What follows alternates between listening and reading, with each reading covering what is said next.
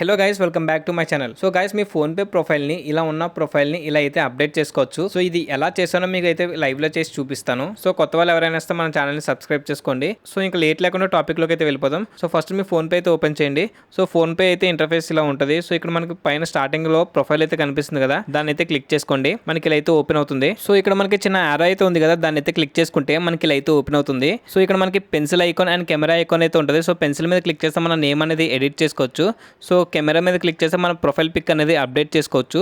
So నేను camera మీద అయితే క్లిక్ చేస్తున్నాను. సో ఇక్కడ మీరు గ్యాలరీ మీద సెలెక్ట్ చేసుకొని, సో మీరు ఏ ఫోటోని అయితే అప్డేట్ చేయాలనుకుంటున్నారో ఆ ఫోటోని అయితే సెలెక్ట్ చేసుకొని, సో ఇక్కడ మీరు క్రాప్ చేసుకోవాల్సి వస్తుంది ఫోటోని. సో అడ్జస్ట్ చేసుకొని ఇక్కడ టిక్ మార్క్ ఉంది కదా, దాన్ని అయితే టిక్ చేయండి. సో మన ప్రొఫైల్ పిక్ అనేది ఇలా అయితే అప్డేట్ అవుతుంది.